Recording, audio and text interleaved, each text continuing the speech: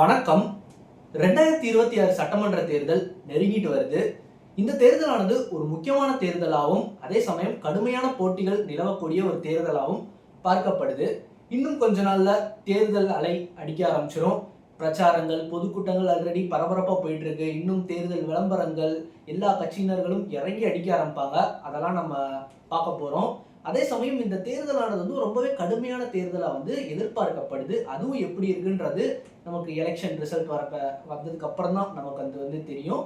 அதே சமயம் இந்த தேர்தல்ல 3 தேர்தல்களா ஒரே கூட்டணியை வச்சுட்டு, அதே சமயம் இந்த தேர்தல்ல பல கட்சிகளை சேர்த்துட்டு ரொம்பவே வலுவா இருக்க கூட்டணியான மதசார்பற்ற முற்போக்கு கூட்டணி, அதாவது திமுக தலைமையிலான கூட்டணியும், அதே மாதிரி தேசிய ஜனநாயக கூட்டணி, அதாவது அதிமுக, பாஜக, பாமக மாதிரியான இதர கட்சிகள்லாம் சேர்ந்த தேசிய ஜனநாயக கூட்டணியும், அதே மாதிரி இன்னைக்கு நம்ம கூட்டணிக்கு போலாமா இல்ல தனிச்சு நிக்கலாமான்ற ஒரு கன்ஃபியூஷன் ஸ்டேஜ்ல இருக்கக்கூடிய விஜய் அவர்கள் தலைமையிலான தாவேகாவும், அதே சமயம் எனக்கு கூட்டணி வேணாம், ஒண்ணு வேணாம், நான் தனிச்சே நின்று ஆட்சியை பிடிப்பேன்னு இருக்கக்கூடிய நாம் தமிழர் சீமான் அவர்கள் தலைமையிலான அந்த கட்சியும் இந்த தேர்தலில் கடுமையான ஒரு போட்டியை நிலவரதுக்கான ஒரு சூழ்நிலையை உருவாக்கிட்டு இருக்காங்கன்னு தான் நம்ம சொல்லணும்.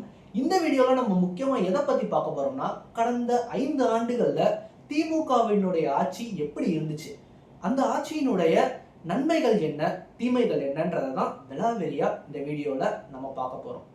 2011 சட்டமன்ற தேர்தலில் படுதோல்விக்கு அப்புறம் திமுக எந்த ஒரு சட்டமன்ற தேர்தலையும் ஜெயிக்கவே இல்லை. ஏன், ஆர்கே நகர் இடைத்தேர்தலில் கூட படுதோல்வியை தான் பார்த்தாங்க திமுக. அந்த அளவுக்கு திமுக ஒரு மோசமான நிலையில தான் இருந்துச்சுன்னு சொல்லணும். ஆனா 2019 நாடாளுமன்ற தேர்தலில் ஒரு மாபெரும் வெற்றியை பார்த்தாங்க. கிட்டத்தட்ட 39 சீட் ஜெயிச்சாங்க. அந்த நம்பிக்கையில 2021 தேர்தலில் ஒரு மாபெரும் வெற்றியே கண்டாங்க திமுக கூட்டணி. அந்த வகையில முத்துவேல் கருணாநிதி ஸ்டாலின் அவர்கள் தமிழ்நாட்டின் முதலமைச்சராக பதவியேற்றாரு. எல்லாத்துக்குமே ஒரு எதிர்பார்ப்பு இருந்துச்சு. ஏன்னா கலைஞர் அவர்களுடைய மகன், கலைஞர் அவர்கள் நிறைய நன்மைகள் பண்ணியிருக்காரு, நிறைய வளர்ச்சி திட்டங்கள் கொண்டு வந்திருக்காரு. இன்னைக்கு தமிழ்நாடு ஒரு வளர்ச்சியான மாநிலமா இருக்கு, அதாவது வளர்ச்சி அடைந்த ஒரு மாநிலமா இருக்கு அப்படின்னா அதுக்கு முக்கியமான பங்கு கலைஞர் அவர்களையும் சாரும். அதனால அவரோட பையன் என்ன மாதிரியான வளர்ச்சி திட்டங்கள் கொண்டு வர போறாருன்ற நம்பிக்கை எல்லாருக்கும் இருந்துச்சு. அந்த நேரத்துல தான் அவருடைய முதல் கையெழுத்து மகளிர் விடியல் பயணம். மகளிர் விடியல் பயணம் அதாவது நகர பேருந்துகள்ல பெண்களுக்கெல்லாம் இலவச பயணம். இதனால பல பெண்கள் யாரையும் டிபெண்ட் பண்ணி இல்லாம அவங்களே எந்த இடத்துக்கு போய் ரீச் ஆகணுமோ அந்த இடத்துக்கு இலவசமாவே போகக்கூடிய ஒரு வழிவகையை செய்த திட்டம் தான் இந்த திட்டம். இந்த திட்டம் நமக்கு சாதாரணமா தெரியலாம். ஆனா கிராமப்புறங்கள்ல இருக்கக்கூடிய பள்ளி மாணவிகள், அதே மாதிரி மூதாட்டிகள், இந்த பூ விற்கிறவங்க, விவசாயம் பண்றவங்களுக்கெல்லாம் இது கிராமத்துல இருந்து நகர்ப்புற மார்க்கெட்டுக்கு விற்பனை செய்யறதுக்கு ஒரு வசதியான ஒரு உதவி செய்யக்கூடிய ஒரு திட்டமா தான் இந்த திட்டமானது அமைஞ்சிருக்கு. அடுத்ததா தமிழ் புதல்வன் திட்டம், புதுமை பெண் திட்டம். தமிழ் புதல்வன் திட்டம்ன்றது 6ஆம் வகுப்புல இருந்து 12ஆம் வகுப்பு வரை படிக்கக்கூடிய மாணவர்களுக்கு, அதாவது அவங்க டிகிரி படிக்கிற வரைக்குமே அரசு பள்ளியில தமிழ் வழி பயின்று இருந்தா அவங்களுக்கு மாதம் 1000 ரூபாய் டெபாசிட் செய்யப்படும். இது ஆண்களுக்கானது. அதே மாதிரி பெண்களுக்கு புதுமை பெண் திட்டம்.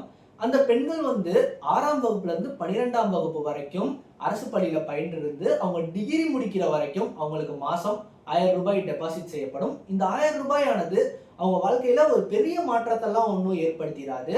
பட் சின்ன சின்ன பேசிக் அமெனிட்டிஸை அவங்க அடையிறதுக்கான ஒரு வழிவகை செய்யக்கூடிய, ஒரு உதவிக்கரம் நீட்டக்கூடிய வகையில தான் இந்த புதுமை பெண் திட்டமோ இந்த தமிழ் புதல்வன் திட்டமோ ஒரு முக்கியமான ஒரு ரோல் பிளே பண்ணுதுன்னு சொல்லலாம். இப்போ எக்ஸாம்பிளுக்கு ஒரு மாணவி அவங்க கம்ப்யூட்டர் கிளாஸ், அதாவது கம்ப்யூட்டர் கோச்சிங் கத்துக்கணும்னு ஆசைப்படுறாங்கன்னா அவங்க மாசம் மாசம் இந்த 1000 ரூபாவை கொடுத்து அவங்க கோச்சிங் கிளாஸ் பயின்றிருக்கலாம். அந்த அளவுக்கு ஒரு பேசிக் அமெனிட்டிஸை அடையக்கூடிய வழியில இந்த திட்டமானது ஒரு பெரிய ரோல் பிளே பண்ணுதுன்னு தான் நம்ம சொல்லணும். 1920 நீதி கட்சி ஆட்சியில சென்னையில மட்டுமே நடைமுறையில இருந்த மதிய உணவு திட்டம் காமராஜர் ஆட்சிக்கு வந்தோடனே தமிழ்நாடு முழுக்க விரிவடையப்படுது. அதே மாதிரி புரட்சி தலைவர் எம்ஜிஆர் அவர்கள் ஆட்சியில சத்துணவு திட்டம்ட்டு மாற்றப்படுது. அடுத்ததா கலைஞர் அவர்கள் அதுல முட்டையை ஆட் பண்றாரு. அதே மாதிரி ஜெயலலிதா அம்மையார் அவர்கள் கலவை சாதத்தை அதுல சேர்க்கிறாங்க.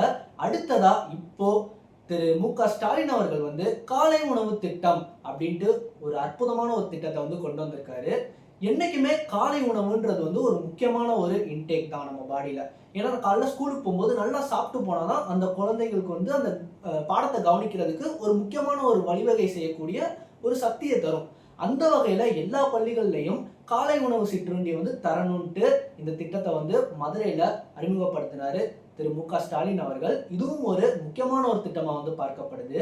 காலங்காலமா பெண்கள்னாலே ஒருத்தரை டிபெண்ட் பண்ணி இருக்க வேண்டிய சுச்சுவேஷன் தான் வந்து இருந்துட்டு வந்துச்சு. அதே சமயம் முக்கியமா ஒரு ஆணை டிபெண்ட் பண்ணி தான் வந்து இருந்துட்டு இருக்கு. இன்னும் வரையும் அது இருந்துட்டு தான் இருக்கு. அப்படி இருக்கிற ஒரு சூழ்நிலையில ஒரு சிறிய மாற்றத்தை உண்டு பண்ணது தான் இந்த மகளிர் உரிமை தொகை திட்டம். இதன் அடிப்படையில பெண்களுக்கு வந்து மாதம் 1000 ரூபாய் வந்து அவங்க பேங்க்ல வந்து டெபாசிட் செய்யப்படுது. அது வந்து பெரிய மாற்றத்தை உண்டு பண்ணிடுமா? அதே மாதிரி இந்த 1000 ரூபாய்லாம் ஒரு பிச்சை காசு எங்களுக்கு வேணாம்னு சொல்லி சில ஆச்சரியக்குறிகள்லாம் பேசுறத நம்மளால கேட்க முடியுது. இது வந்து ஒரு எலீட்டா இருக்கக்கூடிய, அதே மாதிரி மாசம் 50,000 சம்பாதிக்கக்கூடிய ஐடி ஊழியர்களுக்கெல்லாம் இதோட அருமைன்றது வந்து தெரியாது. சாதாரண வீட்டு வேலை பார்க்குறவங்களுக்கு, அதே மாதிரி சாதாரண ஒரு தூய்மை பணியாளராக இருக்கிறவங்களுக்கு, அந்த மாதிரியானவங்களுக்கெல்லாம் வந்து இது ஒரு மிகப்பெரிய ஒரு வரப்பிரசாதமாகவே இருக்கக்கூடிய ஒரு திட்டம் தான் வந்து நம்ம சொல்லணும். ஏன்னா அவங்க ஒரு நாளைக்கு ஒரு 5 வீடு வேலை பார்த்தா இன்னும் ஒரு 800 ரூபா கையில நிற்கும். அது போக இந்த 1000 ரூபாய் சேமிச்சு வச்சா லேட்டரா வந்து அவங்க குழந்தைகளுக்கு அதன் மூலமா ஏதாவது செய்யலாம். அவங்களுக்கு ஏதாவது சுய தேவை ஏதாவது இருந்துச்சுன்னா அந்த காசு வந்து ஒரு உதவிக்கரம் நீட்டக்கூடிய ஒரு விஷயமா வந்து இருக்கும். அந்த அடிப்படையில அந்த 1000 ரூபான்றது வந்து ஒரு மிகப்பெரிய ரோல் பிளே பண்ணுது. அதனால இதுவும் ஒரு முக்கியமான ஒரு திட்டம் அந்த பட்டியலில் வந்து இடம்பெறுது. இந்த திட்டத்தினால கிட்டத்தட்ட 1.5 லட்சம் பெண்கள் வந்து பயனடைகிறாங்கன்றது வந்து ஒரு கூடுதல் தகவல். அதே மாதிரி மக்களை தேடி மருத்துவம், அதாவது மக்களை தேடியே அவங்களுக்கு தேவையான எல்லா மெடிக்கல் இதையும் அரசே வந்து பண்றாங்க. அது வந்து பெரும்பாலும் மலைவாழ் பகுதிகள், கிராமப்புறங்கள், செமி அர்பன் ஏரியாஸ்ல ரொம்பவே வந்து பாப்புலரா வந்து நடந்துட்டு இருக்குன்னு தான் நம்ம வந்து சொல்லணும். முக்கியமா மலைவாழ் பகுதிகளெல்லாம் அங்க இருக்கிற முதியவர்களாலலாம் ரொம்ப டிராவல் பண்ண முடியாது. அவங்களுக்கு வந்து டிராவல் பண்றதுக்கான ஃபெசிலிட்டிஸே வந்து ரொம்பவே கம்மியா இருக்கும். அப்படி இருக்கும் பட்சத்துல அவங்கள தேடியே போய் அவங்களுக்கு தேவையான பேசிக் மெடிக்கல் என்னென்ன பண்ணணும், பேசிக் மெடிசன் என்னென்ன தரணும், அதெல்லாமே வந்து பார்த்து எல்லாமே பெர்ஃபெக்டா பண்ணிட்டு இருக்காங்க. அதே மாதிரி செமி அர்பன் ஏரியாஸ், அர்பன் ஏரியாஸ்ல கூட நம்மலாம் பார்க்க முடியுது. மாசத்துல ஒரு தடவையோ இல்லை வாரத்துல ஒரு தடவையோ ஆரம்ப சுகாதார நிலையத்துல இருந்து நர்சஸ்லாம் வந்து வயசானவங்களை வந்து செக் பண்றது, குழந்தைகளை வந்து செக் பண்றதுன்றத வந்து தொடர்ந்து நம்மளால பார்க்க முடியுது. அந்த வகையில இந்த மக்களை தேடி மருத்துவம்ன்ற ஸ்கீம் வந்து ரொம்பவே ஒரு சிறப்பான ஒரு திட்டம். 1973ஆம் வருடம் தந்தை பெரியார் இறந்தபோது அவர் மனசுல ஒரு கரை இருந்துச்சு. அதாவது நம்மாட்கள், அதாவது பார்ப்பனர்கள் அல்லாத நம்மாட்கள் யாருமே வந்து கருவறைக்குள்ள போக முடியலையே அப்படின்ற ஒரு கரை இருந்துச்சு. அது கலைஞர் அவர்களையும் வந்து குடைச்சல் கொடுத்துக்கிட்டே இருந்துச்சு. ஆனா கலைஞர் அவர்கள் ஆணையம் அமைச்சும் அது எல்லாமே சரியா வந்து அமைஞ்சு அந்த சட்டம் வந்து நிறைவேற்றப்படாமலேயே காலம் தாழ்த்திக்கிட்டே போச்சு. அம்மையார் ஜெயலலிதா அவர்கள் ஆட்சியில பல அந்த ஆகம விதிகள், இந்த மாதிரி அர்ச்சகர்களுக்கு பயிற்சி பள்ளிகள் திறந்தாலும் இந்த சட்டமானது நிறைவேற்றப்படாமே தான் இருந்துச்சு. ஆனா 2021 ஸ்டாலின் அவர்கள் ஆட்சிக்கு வந்த பிறகு இந்த சட்டமானது பிறப்பிக்கப்பட்டுச்சு. இதன் மூலமா காலங்காலமா ஒரு குறிப்பிட்ட சமூகத்தினர்கள் தான் வந்து கருவறைக்குள்ள போய் கடவுளை பூஜை செய்ய முடியும்ன்ற நடைமுறை வந்து மாற்றி அமைச்சு, யாருனாலும் இந்த அர்ச்சகர் பணிக்கு நல்லா பயிற்சி பெற்றிருந்தா அவங்க எல்லாருமே கருவறைக்குள்ள போய் கடவுளை வந்து தரிசிக்கலான்ற ஒரு புரட்சிகரமான ஒரு மாற்றத்தை கொண்டு வந்தது இந்த ஒரு சட்டம். அதே மாதிரி தமிழ்ல அர்ச்சனை பண்ணணும், எல்லா கோயிலும் தாய் தமிழில் அர்ச்சனை அப்படின்ற திட்டமும் இந்த ஆட்சியில வந்து கொண்டு வரப்பட்டுச்சு. இது நாள் வரைக்கும் சமஸ்கிருதத்துல நமக்கும் புரியாம அவங்களுக்கும் புரியாம ஏதோ ஒரு மந்திரத்தை வந்து சொல்ற வழக்கம் தான் வந்து இருந்துட்டு வந்துச்சு. இதன் மூலமா பல கோயில்கள்ல தமிழிலும் அர்ச்சனை செய்யப்படும் அப்படின்ற போர்டை நம்மளால பார்க்க முடிஞ்சு தமிழ்லையும் அர்ச்சனை செய்யக்கூடிய வழிவகையை இந்த திட்டமானது வந்து கொண்டு வந்திருக்கு. இது எல்லா திட்டங்களையும் விட எனக்கு ரொம்பவே பிடிச்ச திட்டம்னா அது இன்னைக்கு காலகட்டத்துல வெறும் ஒரு மாணவர்களுக்கோ ஒரு தேர்வாளர்களுக்கோ அந்த டிகிரி சர்டிபிகேட் மட்டுமே ஒரு பெரிய ஒரு மாற்றத்துக்கு வந்து வழிவகுக்காது. அவங்க துறையில அவங்க மேலும் மேலும் வளரணும்னா அதுக்கு ஸ்கில் செட்டுன்றதும் வந்து ரொம்பவே முக்கியம். இப்போ ஒருத்தவங்க இன்ஜினியரிங் படிச்சிருந்தாங்கன்னா அவங்களுக்கு வெறும் அந்த டிகிரி சர்டிபிகேட் மட்டுமே இன்றைய காலகட்டத்துல ஒரு பெரிய மாற்றத்தை வந்து உண்டு பண்ணாது. அதுக்கேற்ற ஒரு சைட்ல ஏதாவது ஸ்கில், கோடிங் ஸ்கில்லோ ஏதாச்சும் மேனேஜ்மெண்ட் ஸ்கில்லோ கண்டிப்பா ஏதாச்சும் வந்து படிச்சிருக்கணும். அதை புரிஞ்சுக்கிட்ட இந்த அரசாங்கம் நான் முதல்வன் திட்டம் மூலமா கிட்டத்தட்ட 700க்கும் மேற்பட்ட கோர்சஸ் வந்து ஆஃபர் பண்றாங்க. அது மட்டும் இல்லாம அதிலேயே இன்டர்ன்ஷிப், பிளேஸ்மெண்ட் எல்லாமே மாதிரியான ஒரு வழிவகையை வந்து கொடுத்துருக்காங்க. அதை விட முக்கியமா இப்படி சென்ட்ரல் கவர்மெண்ட் சிவில் சர்வீஸ் எக்ஸாமா இருக்கட்டும், பேங்க் எக்ஸாமா இருக்கட்டும், முக்கியமா யூபிஎஸ்சி எக்ஸாம் எழுதக்கூடிய தேர்வாளர்களுக்கு வந்து செலக்டட் ஸ்டூடெண்ட்ஸ், அதாவது ஒரு 1000 பேரை வந்து எக்ஸாம் வச்சு தேர்ந்தெடுத்து அவங்களுக்கு ஸ்காலர்ஷிப் தர வசதியும் வந்து பண்ணி கொடுத்துருக்காங்க. அதுலேயும் முக்கியமா ப்ரிலிமினரி எக்ஸாம் எழுதுறவங்களுக்கு மாதந்தோறும், அதாவது கிட்டத்தட்ட 10 மாதங்களுக்கு மாதந்தோறும் 7500 ரூபா தராங்க. அதே மாதிரி மெயின்ஸ் எக்ஸாம் எழுதுறவங்களுக்கு மொத்தமா 25,000 ரூபா தர மாதிரியான ஸ்கீம்ஸும் இந்த நான் முதல்வன் திட்டத்துல வந்து இருக்கு. அது மட்டும் இல்லாம சென்னை மாதிரியான பெருநகரங்கள்ல நான் முதல்வன் ஸ்டடி ஹால்ட்டு கிட்டத்தட்ட 200க்கும் மேற்பட்ட சீட்டிங் அரேஞ்ச்மெண்ட்டோட சில ஹால்கள்லாம் வந்து மாணவர்களும் சரி தேர்வாளர்களும் சரி படிச்சு பயன்பெறதுக்கான வசதிகள், கணினி வசதிகள் கூடிய அரங்கங்கள்லாம் வந்து அமைச்சிருக்காங்க. இது உண்மையிலே ஒரு மேசிவான திட்டமாக தான் நான் வந்து பார்க்குறேன். எனக்கு ரொம்பவே பிடிச்ச செயல் திட்டங்கள்ல இது ஒரு முக்கியமான ஒன்று. எப்படி நான் முதல்வன் ஸ்டடி ஹால்ட்டு வந்து அமைச்சாங்களோ அதே மாதிரி குரூப் எக்ஸாம்ஸ், அதாவது டிஎன்பிஎஸ்சி குரூப் எக்ஸாமா இருக்கட்டும், பேங்க் எக்ஸாமா இருக்கட்டும், இந்த மாதிரியான போட்டித் தேர்வுகளை எதிர்கொள்றதுக்காக மாணவர்களுக்கும் தேர்வாளர்களுக்கும் முதல்வர் படைப்பகம் அப்படின்ட்டு நகரப்புறங்கள்லாம் ஒரு புத்தகம் நிறைந்த அரங்கங்களை அமைச்சிருக்காங்க. இது பல நகரங்கள்ல இன்னைக்கு வந்து செயல்பாட்டிலையும் வந்திருக்கு. இது அந்த தேர்வாளர்களுக்கு ஒரு பெரிய உதவிக்கரம் நீட்டக்கூடிய ஒரு செயலா வந்து இருக்கு. அதை தொடர்ந்து உள்ளாட்சியில் மாற்றுத்திறனாளிகளுக்கு இடஒதுக்கீடு, தமிழ் வழி பயின்ற மாணவ மாணவியர்களுக்கு இடஒதுக்கீடு, மதுரை, திருச்சி, கோவை மாதிரியான பெருநகரங்கள்ல உலகத்தரம் வாய்ந்த நூலகங்கள். முக்கியமா சொல்லணும்னா சென்னையில இருக்கக்கூடிய அண்ணா நூற்றாண்டு நூலகமானது 2021, அதாவது திமுக ஆட்சிக்கு முன்னாடி ரொம்பவே மோசமான ஒரு ஸ்டேஜில் தான் வந்து இருந்துச்சு. திரும்ப இவங்க ஆட்சிக்கு வந்த பிறகு இன்னைக்கு அதையும் உலகத்தரம் வாய்ந்த ஒரு நூலகமாக வந்து மாற்றிருக்காங்க. போக்குவரத்து நெரிசலை குறைக்கணுன்றதுக்காக பல மேம்பால கட்டுமானங்கள் இந்த ஆட்சியில் வந்து நிறையாவே நடந்திருக்கு. உதாரணத்துக்கு சென்னையில் மத்திய கைலாஷ் மேம்பாலம், அடையார் டைடல் பார்க் யூ பிரிட்ஜாக இருக்கட்டும், அதே மாதிரி மதுரையில் நேதாஜி சுபாஷ் சந்திர போஸ் மேம்பாலம், கோவையில் ஜிடி மேம்பாலம், இந்த மாதிரி நிறைய மேம்பால கட்டுமானங்களும் இந்த ஆட்சியில் வந்து சிறப்பாக நடைபெற்றிருக்கு. இதுவும் சரி, இதுக்கு மேலேயும் பல நலத்திட்டங்கள் இந்த 5 ஆண்டுகளான திராவிட முன்னேற்ற கழக ஆட்சியில வந்து நடந்துட்டு இருக்கு. இதே மாதிரி திமுக ஆட்சியில பல அருமையான சம்பவங்களும் நடந்திருக்கு. அதையும் நான் பட்டியலிட ஆசைப்படுறேன். இந்த சம்பவங்கள்ல முக்கியமான சில சம்பவங்கள் எக்கனாமிக் growth. இந்த எக்கனாமிக் growthன்றதை நம்ம எடுத்துக்கிட்டோம்னா முக்கியமா நம்ம பார்க்க வேண்டியது ஜிஎஸ்டிபி ரேட். ஜிஎஸ்டிபின்றது மாநிலத்தோட மொத்த உற்பத்தி விகிதம், அதாவது கிராஸ் ஸ்டேட் டொமஸ்டிக் ப்ராடக்ட் கிட்டத்தட்ட 16% உயர்ந்திருக்கிறதா ஆர்பிஐ டேட்டால வந்து சொல்றாங்க. அதே மாதிரி தனிநபர் வருமானமானது தமிழ்நாட்டில் கிட்டத்தட்ட 3,61,619 ரூபாய் இருக்கிறதா வந்து சொல்றாங்க. முக்கியமா மேனுஃபேக்சரிங்லையும் தமிழ்நாடு டாப் லிஸ்ட்ல வந்து இருக்கு. முக்கியமா 14 வருடங்களுக்கு அப்புறம் டபுள் டிஜிட் ரேட்ல வந்து தமிழ்நாடு வந்து காமிச்சிருக்காங்க. கிட்டத்தட்ட 14.7%, அதாவது 16.70% இருக்கு. இது நேஷனல் ஆவரேஜ், மொத்த இந்தியாவோட நேஷனல் ஆவரேஜோட 3 மடங்கு அதிகமாக வந்து சொல்லப்படுது. அதே மாதிரி கிராஸ் என்ரோல்மெண்ட் ரேஷியோ GER, அதாவது மாணவ மாணவியர்கள் ஸ்கூல் முடிச்சுட்டு காலேஜ் சேர்ற எண்ணிக்கையும் தமிழ்நாட்டில் கிட்டத்தட்ட 47% இருக்கிறதாவும், மொத்த இந்தியாவிலேயே கிட்டத்தட்ட 28.74% தான் இருக்குன்ட்டு டேட்டா படி சொல்லுது.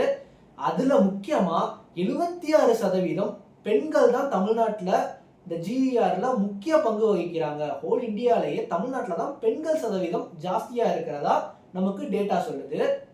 NIRF ரேங்கிங், அதாவது நேஷனல் இன்ஸ்டிடியூஷன் ரேங்கிங்ல டாப் 100 எடுப்பாங்க. அதுல 17 இன்ஸ்டிடியூஷன்ஸ் தமிழ்நாட்டை சேர்ந்த இன்ஸ்டிடியூஷன்ஸ் தான். விளையாட்டுத்துறை எடுத்துக்கிட்டோம்னா அதுல சிஎம் டிராஃபி அப்படின்ட்டு மாநில அளவில் இருக்கக்கூடிய ஸ்கூல் காலேஜஸ்ல இருக்கக்கூடிய ஸ்போர்ட்ஸ் டேலண்ட்ஸை உருவாக்குறதுல ஒரு பெரிய பங்காற்றி இருக்காங்கன்னு தான் வந்து சொல்லணும். அதுல ஸ்போர்ட்ஸ் டேலண்ட் எல்லாம் கண்டுபிடிச்சு அவங்கள ஏசியன் கேம்ஸ், ஒலிம்பிக்ஸ் மாதிரியான போட்டிகளுக்கு அனுப்பிச்சு அவங்கள ஊக்குவிக்கிறதா இருக்கட்டும். அதே மாதிரி தமிழ்நாடு முழுக்க கிட்டத்தட்ட 141 மினி ஸ்டேடியம்ஸ் வந்து கட்டியிருக்காங்க. அதே சமயம் இப்படி விளையாட்டுல ஆர்வமா இருக்கக்கூடிய விளையாட்டு வீராங்கனை வீரர்களுக்கு எல்லாமே சிஎம் இன்சூரன்ஸ் அப்படின்ற மாதிரியான ஒரு ஸ்கீம் கொண்டு வந்திருக்காங்க. இதுல முக்கியமா விளையாட்டு வீரர்களுக்கு வந்து 3% கவர்மெண்ட் ஸ்போர்ட்ஸ் கோட்டா, கவர்மெண்ட் ஜாபுக்காக 3% ஸ்போர்ட்ஸ் கோட்டா வந்து உயர்த்தி கொடுத்துருக்காங்க இந்த அரசானது. சம்பவங்கள்லயே பெரிய சம்பவம்னா அசால்ட்டா இருக்கக்கூடாது, பயங்கரமா இருக்கணும். அந்த விதத்துல திருப்பரங்குன்றம் வழக்குல நீதிபதி GS சுவாமிநாதன் அவர்கள் அந்த மலை உச்சியில இருக்கக்கூடிய தீபத்தூண்ல தான் விளக்கேற்றணும்னு சொல்லியும் கூட இந்த அரசாங்கமானது அதை வந்து ஏற்ற விடல. ஏன்னா அதனுடைய பின்விளைவுகள்ன்றது வந்து ரொம்பவே மோசமா இருக்குன்ட்டு புரிஞ்சுக்கிட்ட அரசானது போலீஸ்காரவங்களை வச்சு யாரையுமே அந்த மலை மேல ஏற விடல. முக்கியமா அங்க விளக்கும் ஏற்றப்படலை. we are not allowing, we will face the consequences அப்படின்ட்டு தைரியமா அந்த போலீஸ்காரர் சொன்னதுலேயே தெரிஞ்சிச்சு எந்த அளவுக்கு இந்த அரசாங்கமானது அங்க விளக்கேற்றவே விடக்கூடாதுன்றதுல உறுதியா இருந்தாங்கன்றது நல்லாவே தெரிஞ்சிச்சு.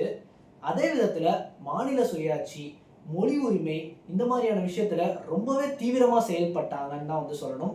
மாநில சுயாட்சின்றது வந்து காலம் காலமா, அதாவது அண்ணா காலத்துல இருந்து திமுகவுடைய ஒரு முக்கியமான கொள்கையா வந்து இருந்துட்டு வருது.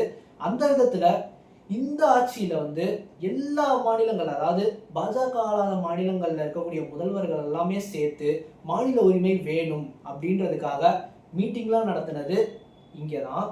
அதே மாதிரி மொழி உரிமை எங்கெல்லாம் வந்து இந்தி மறைமுகமா திணிக்கப்படுதோ அங்கெல்லாம் உடனே ஆக்ஷன் எடுத்து அங்க இருக்கக்கூடிய இந்தி எழுத்துக்கள்லாம் அகற்றப்பட்டுச்சு.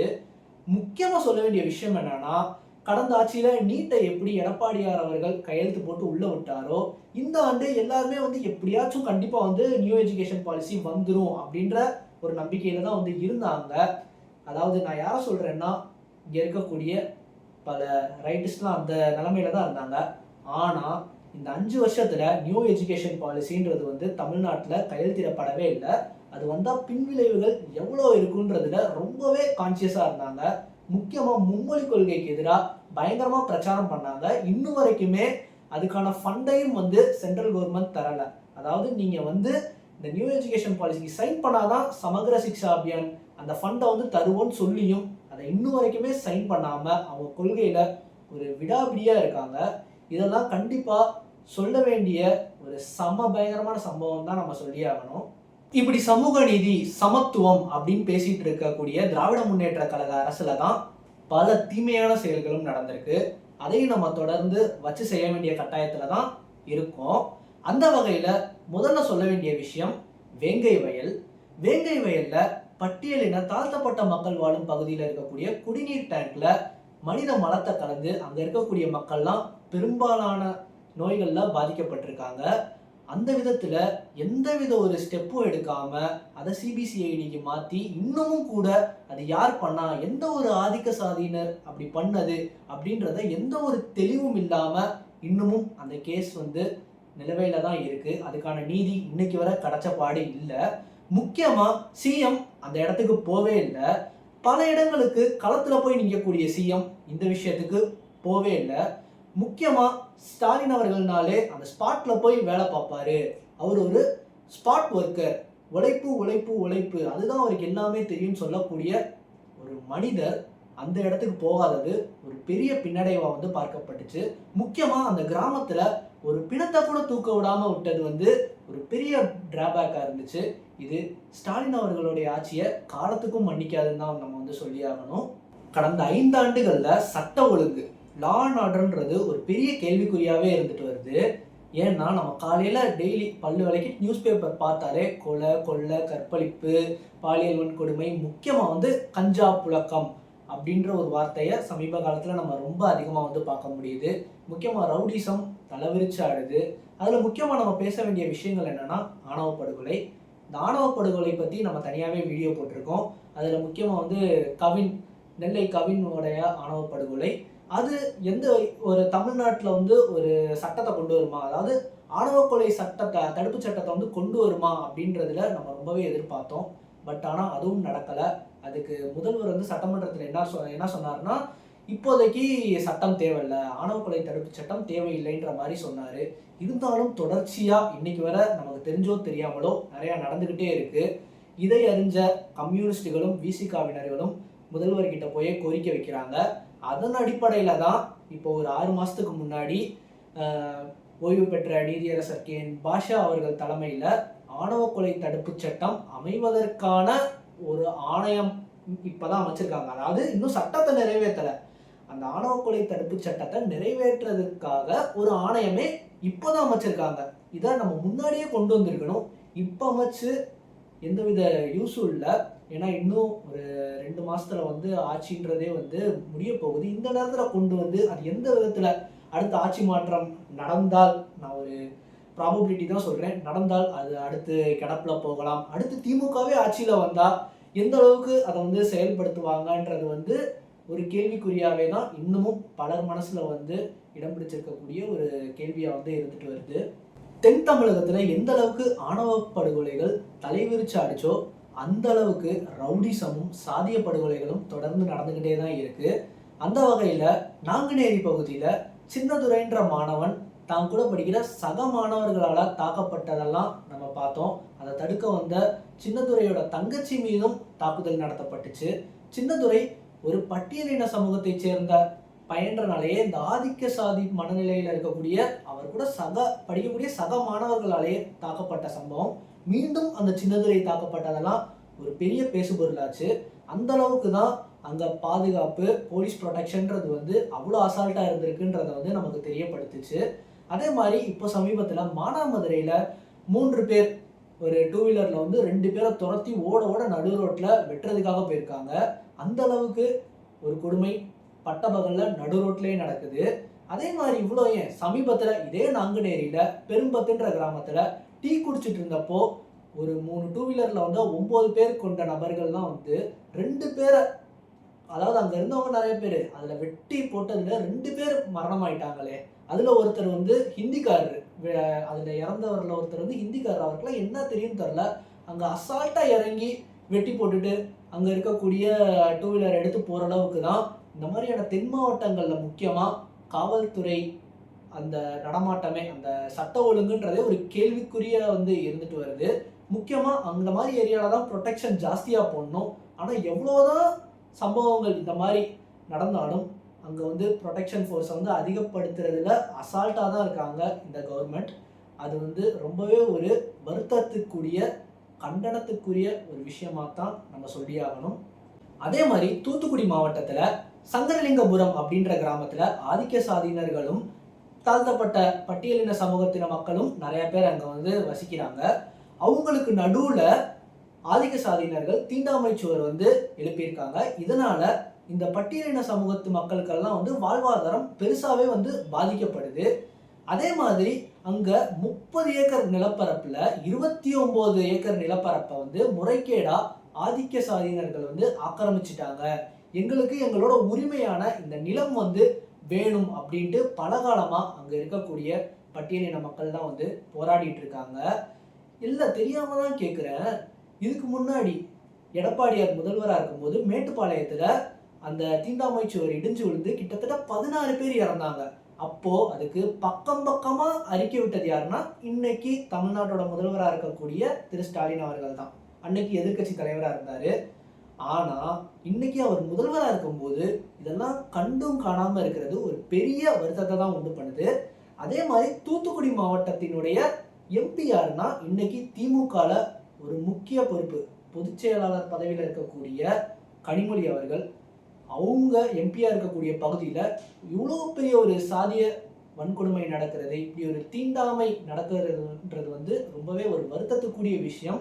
இது கேள்வி கேட்கக்கூடிய ஒரு பெரிய ஒரு விஷயமா நம்மளால பார்க்கப்படுது. பலராலையும் கண்டுகொள்ளாமல் இருக்கக்கூடிய ஒரு இஷ்யூவா இது இருக்கு. பெண்கள் முன்னேற்றம், பெண்களுக்கான வளர்ச்சி அப்படின்ட்டு திராவிட மாடல் ஆட்சியில பல வளர்ச்சி திட்டங்கள் கொண்டு வந்தாலும் அந்த பெண்களுக்கான பாதுகாப்புன்றதே ரொம்ப மோசமான நிலையில தான் இருக்கு. உதாரணத்துக்கு இந்த அண்ணா யூனிவர்சிட்டி இஷ்யூ, அவ்வளோ பெரிய கவர்மெண்ட் ரெப்யூட்டட் யூனிவர்சிட்டியில ஒருத்தர் எப்படி இவ்வளோ ஈஸியா போய் ஒரு பொண்ணுக்கு செக்ஸ் டார்ச்சர் கொடுக்கலாம், இப்படி செக்ஷுவலா இப்படி பேசலான்றது எனக்கு இன்னும் வரைக்குமே ஒரு கேள்வியாக தான் இருக்கு. அந்த அளவுக்கு அங்கே பாதுகாப்பு குறைபாடு இருந்திருக்குன்றதுக்கு அரசு முழு பொறுப்பு எடுத்துக்கணும்.